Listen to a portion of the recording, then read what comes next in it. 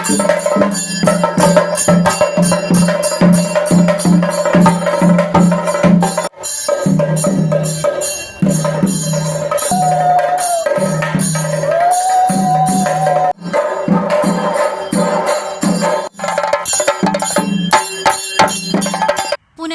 ഐക്കരക്കോണം പൂങ്ങോട് ശിവക്ഷേത്രത്തിൽ തിരുവാതിര പൊങ്കാല നടത്തി. ഇന്നലെ രാവിലെ 7-നും 7:30-നും മധ്യയുള്ള ശുഭമുഹൂർത്തത്തിൽ ക്ഷേത്രം മേൽശാന്തി ഭണ്ഡാരയടുപ്പിൽ അഗ്നി തെളിയിച്ചതോടുകൂടിയാണ് പൊങ്കാല സമർപ്പണത്തിന് തുടക്കം കുറിച്ചത്. നിരവധി സ്ത്രീ ഭക്തജനങ്ങളാണ് ദേവീ കടാക്ഷത്തിനു വേണ്ടി വ്രതം നോറ്റ് പൊങ്കാല സമർപ്പണം നടത്തിയത്. രാവിലെ 9:30 പൊങ്കാല നിവേദ്യം നടത്തി.